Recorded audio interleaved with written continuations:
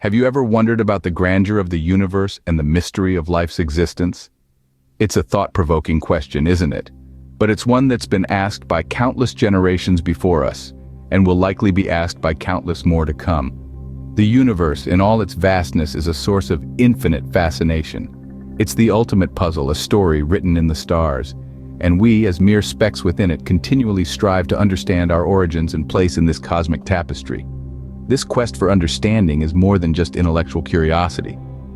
It's a journey of discovery that can shape our perspective on life and our place in the universe. It's about making sense of the seemingly incomprehensible, about finding our connections to the cosmos, and ultimately about understanding ourselves. So are you ready to dive into the depths of the universe and explore the mysteries of life? Let's embark on a journey through time and space to unravel the mysteries of the universe and life. Imagine a singularity, an infinitely small, dense, and hot point that exploded about 13.8 billion years ago. This is where our story begins, with a theory known as the Big Bang. Now, don't let the term bang mislead you. This was not an explosion in the conventional sense, but rather a rapid expansion and unfurling of space-time itself from that initial singularity. So what happened next? Well, in the first fractions of a second, the universe was a hot, dense soup of particles, dominated by photons, the particles of light. As the universe expanded, it also cooled. This cooling allowed the fundamental forces of nature, gravity, electromagnetism, and the strong and weak nuclear forces, to separate and become distinct. As the universe continued to expand and cool, it reached a point where protons and neutrons could form. These are the particles that make up the nucleus of an atom. For the first few minutes after the Big Bang, conditions were just right for these protons and neutrons to combine and form the nuclei of the lightest elements, hydrogen and helium. Now it's important to note that at this point, the universe was still too hot and dense for electrons to attach to these nuclei and form stable atoms. It was not until about 380,000 years after the Big Bang, when the universe had cooled enough, that the first atoms could form. This event is known as recombination, and it resulted in a universe filled with hydrogen and helium gas, the raw materials for the first stars. And so, the stage was set. The universe was filled with gas, but it was far from being a uniform, featureless soup. Tiny fluctuations in density, left over from the Big Bang, meant that some regions had slightly more matter than others. Over time, gravity would act on these fluctuations, pulling matter together to form the first stars and galaxies. And so, the universe, as we know it, began to take shape. From the cosmic soup of atoms, stars, and galaxies began to form. The universe, once a hot, dense sea of particles, started to cool down over hundreds of thousands of years. As it cooled, protons and neutrons began to come together, forming the first atomic nuclei in a process known as nucleosynthesis. As the universe continued to cool and expand, these atomic nuclei captured electrons, creating the first atoms. These were primarily hydrogen and helium, the two lightest elements. These atoms were scattered throughout the universe, but they didn't stay random for long. Gravity, the great cosmic sculptor, began to pull these atoms together. Hydrogen and helium atoms gathered into immense clouds, spanning many light years across. These are known as nebulae. Within these nebulae, denser regions started to form due to gravitational attraction, like water droplets in a cloud. These dense regions grew larger and larger, collecting more and more matter.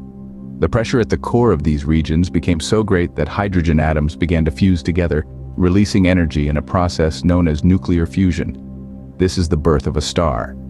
But stars were not the only things that gravity was busy crafting. These stars began to clump together, forming the first galaxies. A galaxy is simply a large group of stars, gas and dust bound together by gravity.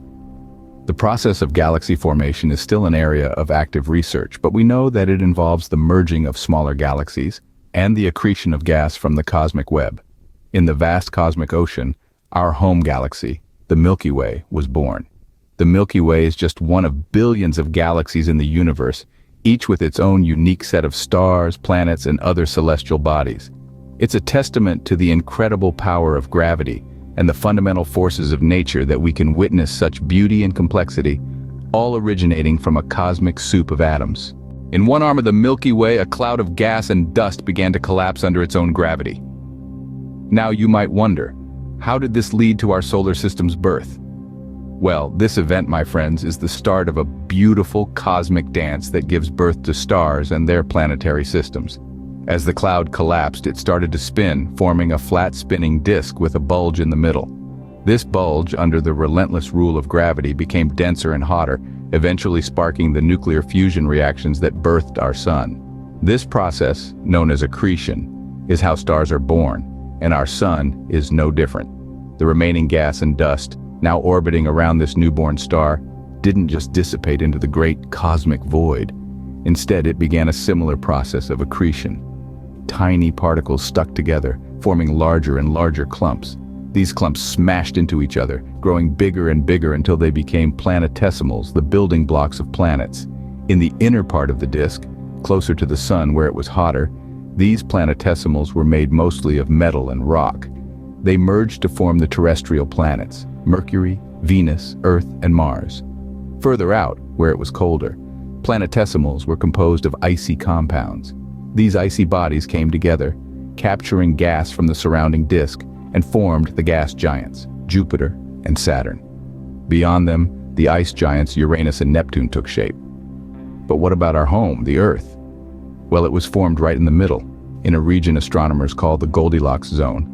Not too hot, not too cold, but just right for liquid water to exist, and with it the potential for life. And there, in the Goldilocks zone, Earth found its place. The birth of our solar system is a tale of cosmic forces and serendipity, and it's through understanding the birth of our own cosmic neighborhood that we can begin to comprehend the universe's grand architecture. Earth, a perfect cradle for life. But how did life begin? This question has puzzled scientists and philosophers alike for centuries. Let's delve into some of the theories that attempt to explain the origin of life. Life, as we know it, is a complex process that began with simple organic molecules.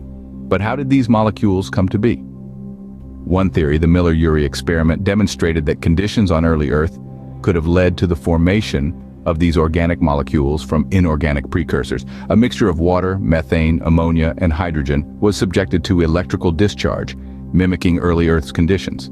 The result? Amino acids, the building blocks of life, were formed. But from these rudimentary building blocks, how did complex cells come into existence? This brings us to the RNA world hypothesis. It suggests that RNA molecules capable of both storing information like DNA and catalyzing reactions like proteins could have been the first self-replicating entities. Over time, these RNA molecules could have evolved into DNA and proteins, leading to the first life forms. Yet another theory, panspermia, posits that life may not have originated on Earth at all. Rather, it suggests that life, or the precursors to life, could have been carried to Earth from elsewhere in the universe. While this theory doesn't explain how life began, it raises the possibility that life could exist elsewhere in the cosmos. So, from a primordial soup of organic molecules, life emerged. The process likely involved a series of chemical reactions, guided by the laws of physics and chemistry, and perhaps a dash of luck. It's a fascinating journey from simple molecules to single-celled organisms and then to the wide array of complex life forms that inhabit our planet today. From a simple cell to the biodiversity we see today, life has come a long way. And while we may not have all the answers, each new discovery brings us one step closer to understanding the incredible story of life's origin. From the Big Bang to the first life on Earth, it's a journey of 13.8 billion years. That's quite a trip, isn't it?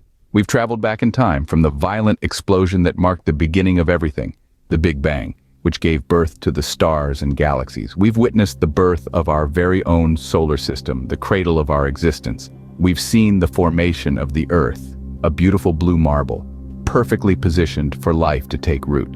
And we've seen the first sparks of life, the earliest organisms that would eventually evolve into all the diverse life forms we see today, including us, humans.